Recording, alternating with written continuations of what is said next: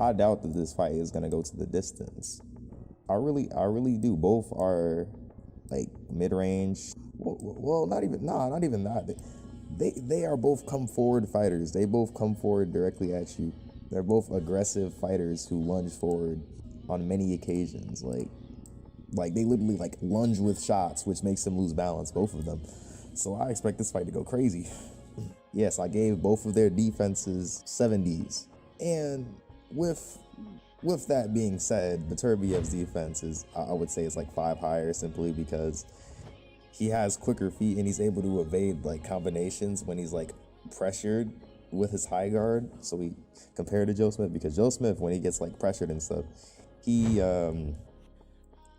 more likely to get hit with like combinations of punches against like by his opponents compared to Beterbiev. So I would say some of the things that Beterbiev can exploit are just the fact that Smith himself can be like off balance when coming forward sometimes, like maybe throwing the 1-2 and stuff like that, throwing like a repetitive set of punches, which Beterbiev could time himself, because he doesn't, when Beterbiev punches, he doesn't throw like with all of his might or his whole entire, like crazy, like swing completely. He typically throws with like arm punches that are pretty compact.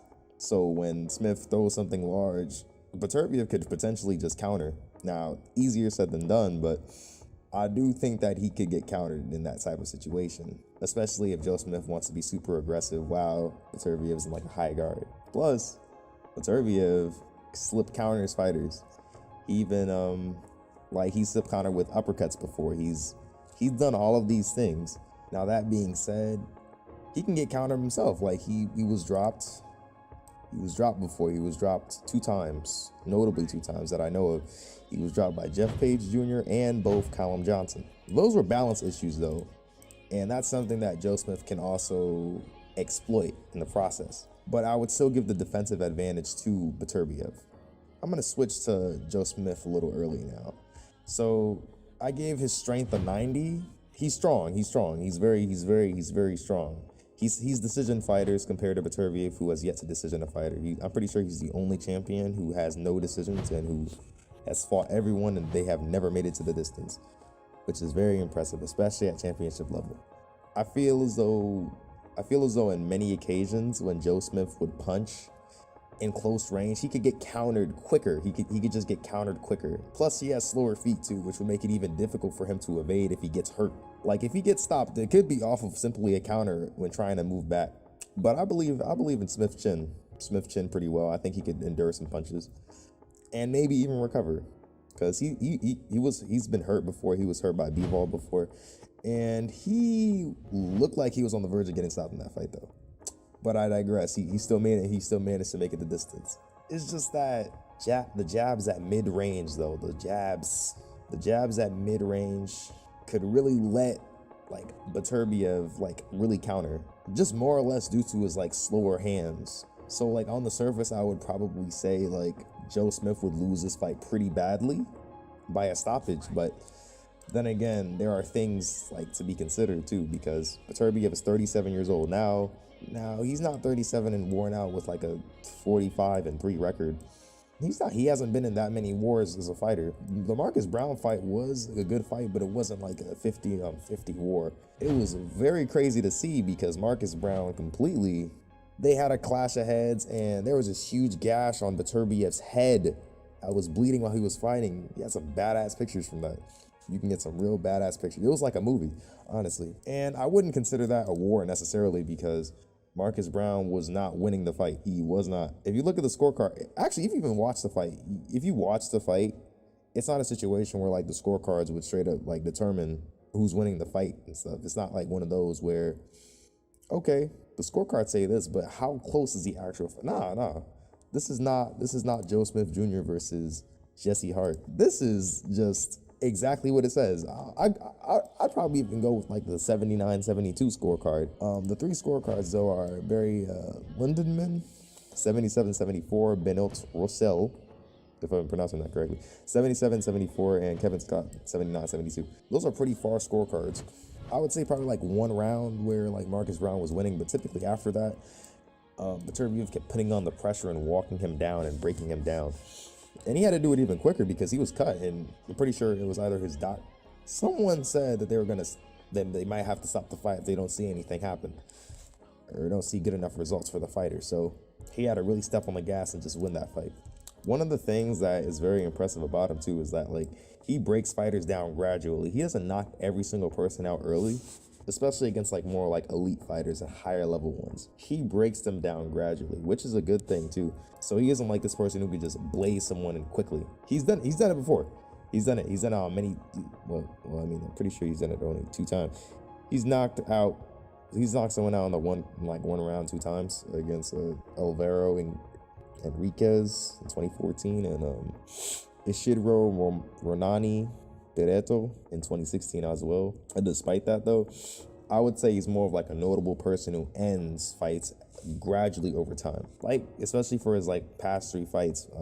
Goldstick, he stopped him in the 10th round. Dinez, I think, 10th round. Marcus Brown in the 9th. His good stick performance. Now, according to those scorecards, he was down on both of them. Well, both of them out of the 3. John McCain had an 84-87, Ron Nair had an 85-86, and John Portredge had an 87-83. And something that I would say about this fight too is how Gulsick, I would assume, had demons in his head from the previous fights that he's had with Beterbiev because they fought in the amateurs, and I'm pretty sure he got stopped there.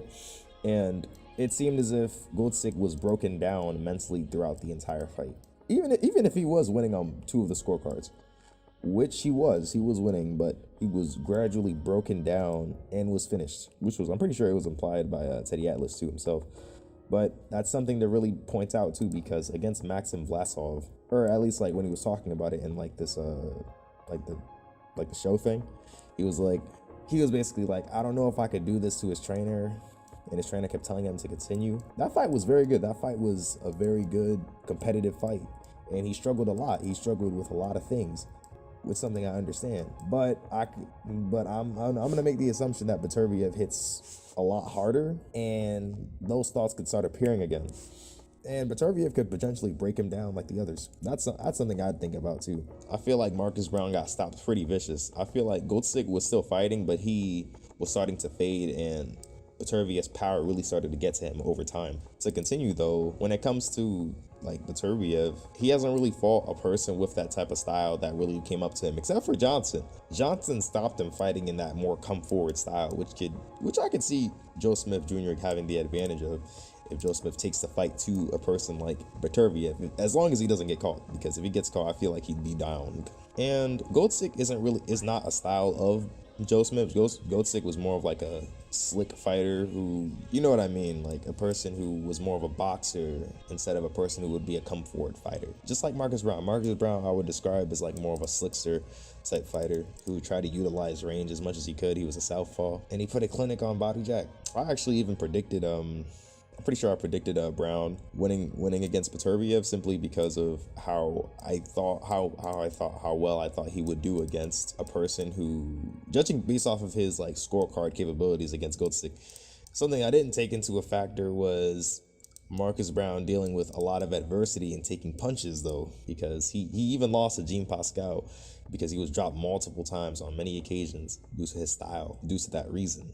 But to get back on topic though, Joe Smith, I mean, he fought Sullivan Barrera, who outfought him and beat him by a decision, even though he dropped him in the first round. And this was after a victory of him beating Bernard Hopkins, who was this was his last fight. This fight I would consider more of his coming out party rather than the Andreas Fonfara fight, which happened before. But he came onto the scene.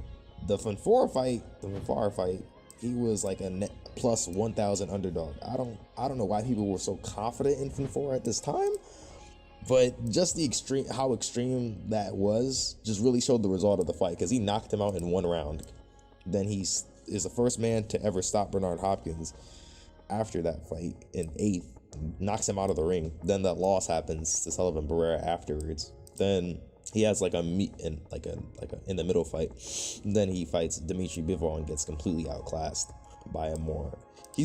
I wouldn't describe it like Dmitry Bivol as like more of a slickster. I would describe him more as a as a fighter who is effective at utilizing range, but he isn't like trying to be all slippery and stuff. He's on his toes. Let me just say that. Like he's not in come forward fighter, but he's not a slickster either.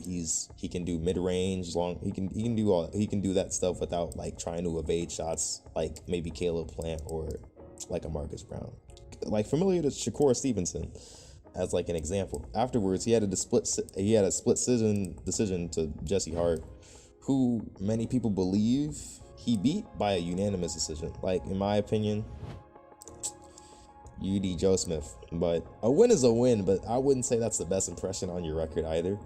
Even if a win is a win. Then after like he fights Jesse Hart, he fights Aliter Alvarez, which is by far like one of his most impressive performances. Just like to really think about it, because he dominated Aliter Alvarez on the scorecards and in the actual fight. That was a gradual beating. By far one of the best. Based off of just the names themselves and how Aliter Alvarez stopped Sergey Kovalev and still give him a run for his money in the rematch, I would have assumed that Aliter Alvarez would have gave Joe Smith a more competitive fight, but he did not. He won like one round. Then afterwards, just Joe Smith his constant output kept really getting to Aliter Alvarez, and he broke him down and stopped him. I would consider it his best performance all day his best performance. Even if Bernard Hopkins had more of a significant career. That man was 50, he was 60 years old, basically. That nigga was 60 years old. I'm talking about Aliter Alvarez though. I think that was one of probably his best performance ever because of the name and how well he dominated that name as well. Then he goes on to fight Vlasov. I had Vlasov winning. The fight was close and all. I had him winning. I had him. It was a majority decision though, but I had Vlasov winning that fight. That was just my opinion. I could rewatch this fight now and probably still think the same way, but that's how I felt. I wasn't really mad that Joe Smith won. I just thought that Vlasov won. But it was still a very close and competitive fight too. Vlasov looked huge at that weight. He looked way bigger than Joe. He looked like he was utilizing the range, all that stuff, man. He was towering over Joe Smith. That's what it was looking like. He would smother him too.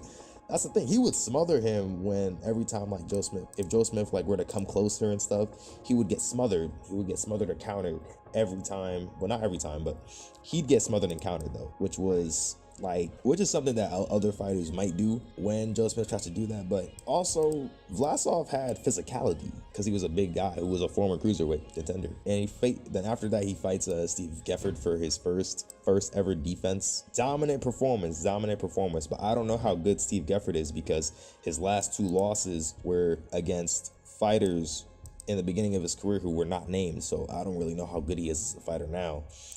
But telling by this performance, he wasn't as good as I initially thought he'd be. Or maybe not. Maybe it was just a stylistic thing, but that was a very dominant performance that Joe Smith put on Steve Gefford. So when it comes to this fight, I really think that with Joe Smith Jr.'s age, despite his age advantage, because he's 32, he has like a 5-year age advantage or something like that. He has a height and reach advantage.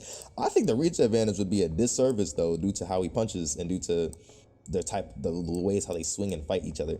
I feel like if they both come at each other, I feel as though Beterbiev would have the quicker like inside punching and swinging and stuff, which would leave Joe Smith to get countered constantly. So for this fight, I would say I'm not going for the WBO World Light Heavyweight title holder currently right now. I'm gonna go for Beterbiev simply because of those reasons. Now, I need y'all to like and subscribe, please. So if you guys have any like different opinions and stuff, tell me in the comment section like how you feel about the fight, and tell me like why do you think Joe Smith Jr. or Beterbiev will win, or why it's gonna go to distance, or why it's not going to go to distance. Just let me know. All right, bye.